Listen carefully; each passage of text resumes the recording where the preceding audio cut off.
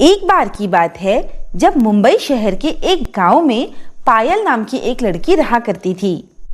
पायल अपने माता पिता के साथ बहुत खुश थी। पायल के पिता शहर में एक बड़े बिजनेसमैन थे और पायल की माँ शहर के एक बड़े स्कूल में टीचर थी। दोनों की नौकरी शहर में होने की वजह से वो दोनों अक्सर गांव से बाहर रहा करते थे।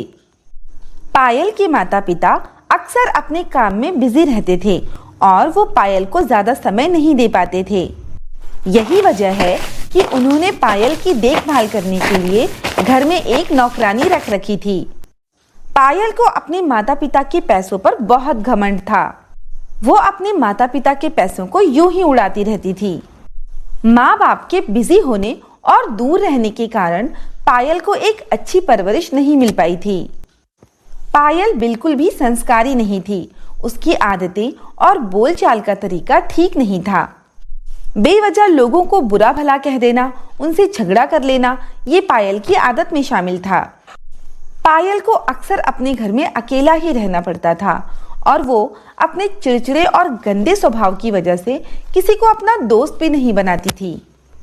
पायल के घर के पास ही शोभा नाम की एक लड़की अपने माता पिता के साथ रहती थी। शोभा के माता पिता गरीब थे, लेकिन शोभा बहुत समझदार, दयालु और संस्कारवान लड़की थी। शोभा एक छोटी सी झोपड़ी में अपने माता पिता के साथ रहती थी। पायल और शोभा एक ही स्कूल में साथ में पढ़ा करते थे। उन दोनों की आपस में अच्छी दोस्ती थी। एक दिन शाम शाम को पायल अपने डॉगी को लेकर वॉक करते हुए ऐसे ही निकली। तभी उसकी नजर शोभा पर गई, जो अपने घर के बाहर झाड़ू लगाकर साफ सफाई कर रही थी। पायल ने रोशनी के पास जाकर कहा, रोशनी, ये तुम क्या कर रही हो? ये गंदा काम तुम क्यों कर रही हो? ऐसा लग रहा है कि तुमने बहुत दिनों से नहाया भी नहीं है और तुम्हारे बाल भी कितने गंदे हो चुके हैं। छी! पायल, मैं अभी झाड़ू लगा रही हूँ, घर की साफ सफाई कर रही थी ना, इसीलिए मेरे बाल गंदे हो गए। अपनी माँ के कामों में मदद करने के बाद मैं नहाऊंगी। क्या कहा? सफाई कर रही हो? क्यों, तुम्हारे घर में नौकर नहीं है क्या? पायल, हम छोटे से घर में रहते हैं, हमें नौकर की क्या जरूरत? मेरी माँ तो घर का काम सारा खुद ही कर लेती है। आज उनकी तबीयत ठीक नहीं थी, इसीलिए मैं घर की सफाई करने लगी। हाँ शोभा, तू सच कह रही है। तुम लोग गरीब हो ना, नौकर नहीं रख सकते। मैं तो भूल ही गई थी। तुम्हें तो खुद ये सब काम करने की आदत है। मेरी तरह ऐश की जिंदगी थोड़ी है तुम्हारी। अच्छा ठीक है, मैं जा रही हूँ, मुझे अपने डॉगी को घुमाना भी तो है। ऐसा कहकर पायल हंसते हुए वहां से चली जाती है। बेचारी शोभा अपना मजाक उड़ता देख दुखी हो जाती है। वैसे भी पायल शोभा को बेइज्जत करने का कोई मौका नहीं छोड़ती थी। पायल को अपने पैसों के साथ साथ अपने माता पिता के नाम का भी बहुत घमंड था, परंतु शोभा अपनी सहेली पायल की किसी बात का बुरा नहीं मानती थी, क्योंकि वो जानती थी कि उसकी सहेली का स्वभाव तो बचपन से ही ऐसा है। बस इसी तरह से समय बीतता जाता है। एक दिन शोभा मार्केट से सब्जियां ले रही होती है। तभी पायल लाल फ्रॉक पहने उसके पास आती है और पास आकर वो शोभा से कहती है, अरे शोभा, देखो मेरी नई ड्रेस, मैं तुम्हें दिखाने आई हूँ। बताओ बताओ, कैसी लग रही है मेरी नई ड्रेस? हाँ पायल, ये तो बहुत सुंदर है। सच में तुम बहुत सुंदर लग रही हो इस लाल ड्रेस में। हाँ, ये मेरे पापा मेरे लिए अमेरिका से लाए हैं, बहुत महंगी है ये। हाँ सचमुच, तुम किसी राजकुमारी से कम नहीं लग रही हो। वैसे तुम भी तो कोई नई ड्रेस खरीद सकती हो, तुमने नहीं खरीदा क्या? पायल, तुम तो जानती हो ना कि हम बहुत गरीब हैं। हम तो 2 वक्त का खाना भी मुश्किल से खा पाते हैं, और वैसे भी मुझे नई ड्रेस की कोई ज़रूरत नहीं है। मैं अपने पुराने कपड़ों के साथ भी बहुत खुश हूँ। ओह सॉरी, मैं तो भूल ही गई थी। तुम लोगों के पास इतने अच्छे कपड़े कहाँ से आएंगे? तुम लोग मेरी तरह अमीर नहीं हो ना। ठीक है, तुम पहनो अपने वही फटे पुराने कपड़े। पायल की कड़वी बातें सुनकर शोभा का चेहरा उदास हो गया। उसे पायल की बातों से बहुत दुख हुआ। ठीक है रोशनी, तो मैं अब चलती हूँ, ओके बाय। ऐसा कहकर पायल वहां से चली जाती है और बेचारी शोभा उदास मन से अपने घर आ जाती है। शोभा की माँ लता अपनी बेटी का उदास चेहरा देखकर बहुत दुखी होती है। वो समझ जाती है कि कोई ना कोई तो बात है जिस वजह से शोभा उदास है। नैना शोभा का मन अच्छा करने के लिए उसकी पसंद का खाना बनाती है। नैना खाना बनाने के बाद खाना परोस कर अपनी बेटी के पास जाती है और उससे कहती है, मेरी प्यारी बेटी, देखो मैंने तुम्हारे लिए अपने हाथों से तुम्हारी पसंद का खाना बनाया है, अब चलो जल्दी से खा लो। शोभा के चेहरे पर अब भी कोई मुस्कान नहीं आई थी। वो अभी भी यूं ही गुमसुम और उदास बैठी हुई थी। ये सब देखकर नैना अपनी बेटी से कहती है, क्या हुआ बेटी, तुम्हारा चेहरा इतना उदास क्यों है? आखिर तुम्हें हुआ क्या है? अगर कोई भी परेशानी है तो तुम अपनी माँ से बता सकती हो। नहीं माँ, ऐसी कोई बात नहीं है। आज आपने मेरी पसंद के सारे खाने बनाए हैं, मैं बहुत खुश हूँ। पायल को भी आपके हाथों का खाना बहुत पसंद है। अगर आप कहें तो मैं पायल को थोड़ा सा खाना दे आऊं? बेटा शोभा, तुम भूखी होगी, तुम ऐसा करो, तुम खाना खा लो और मैं तुम्हारी फ्रेंड को जाकर ये खाना दे आती हूँ, ठीक है? ठीक है माँ, ऐसा ही कर लेते हैं। नैना खाना लेकर पायल के घर जाती है। पायल घर में अकेली होती है। बेटा पायल, कहाँ हो तुम? तुम्हारे घर पे मम्मी पापा नहीं हैं क्या?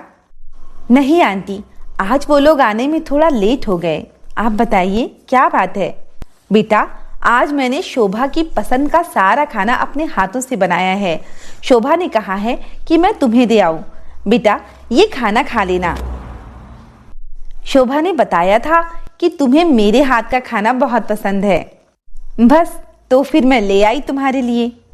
सॉरी आंटी, लेकिन मैं ये खाना नहीं खा सकती। मेरे पापा तो आज आते समय मेरे लिए 5 स्टार होटल से खाना लाएंगे और मैं वहीं खाऊंगी। आप ये खाना वापस ले जाइए।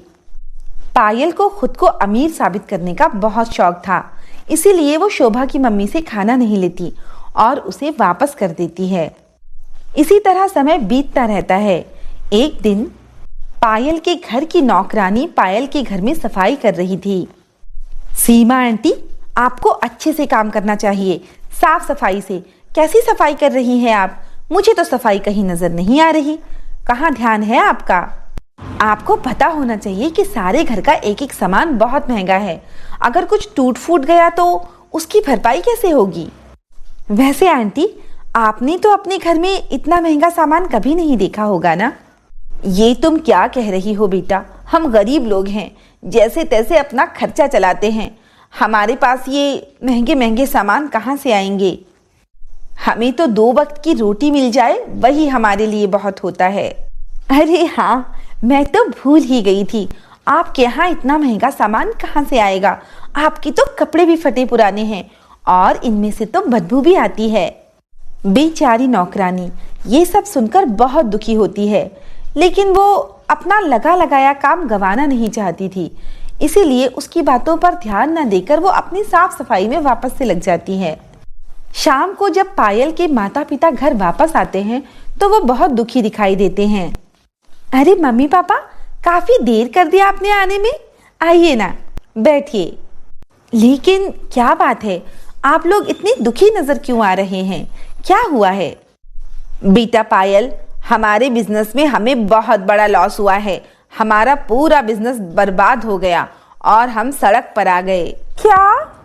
लेकिन पापा, आप परेशान क्यों होते हो? मम्मी भी तो नौकरी करती है। बेटा, मेरा बिजनेस बर्बाद होने के साथ साथ मेरी इतनी बदनामी हुई कि तुम्हारी मम्मी को प्रिंसिपल ने नौकरी से निकाल दिया। अब हम जल्द सड़क पर आने वाले हैं। हमारा सब कुछ नीलाम हो जाएगा। हमें भी गरीबों की तरह जिंदगी जीना पड़ेगा। ये सब सुनकर पायल बहुत दुखी हो जाती है।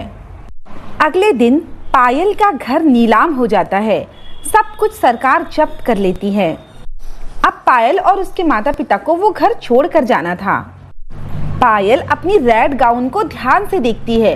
वो उसे छोड़ना नहीं चाहती थी, इसीलिए वो उसे चुराकर अपने साथ रख लेती है। अब पायल अपने मम्मी पापा के साथ एक छोटे से घर में रहती थी। एक दिन पायल अपने नए घर में गुमसुम बैठी थी, तभी अचानक से उसे कोई आवाज सुनाई दी। पायल ने देखा कि वो रेड फ्रॉक बोल रही है। ये देखकर पायल चौंक जाती है। अरे क्या तुम बोल रही हो? क्या तुम बोल सकती हो? हाँ पायल, मैं एक जादुई फ्रॉक हूँ, मुझे मामूली समझने की गलती मत करना। पायल, तुमने शोभा को बहुत परेशान किया है। आज तुम्हारी जो हालत है उसकी जिम्मेदार तुम खुद हो।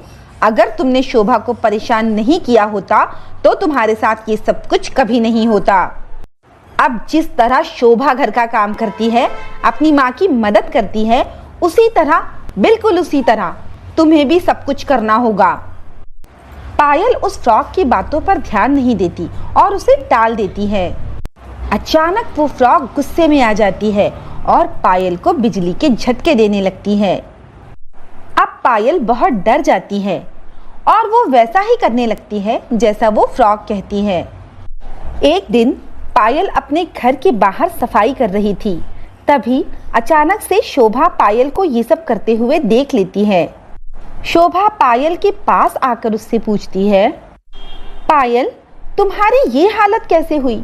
मुझे तो कुछ समझ नहीं आ रहा है। पायल ने शोभा को सारी बातें बताई। शोभा ये सब सुनकर बहुत दुखी होती है। शोभा पायल को सारे काम सिखा देती है और वो दोनों मिलकर पायल के घर की सफाई करते हैं। अब पायल पहले जैसी घमंडी नहीं रही थी और उसे अपनी गलतियों पर पछतावा भी था। अब वो शोभा के साथ मिलकर बहुत अच्छे से रहती थी और वो उसे परेशान भी नहीं करती थी। इस तरह पायल को पायल के किए की सजा मिल चुकी थी और उसके बाद वो फ्रॉक अपने आप गायब हो जाती है।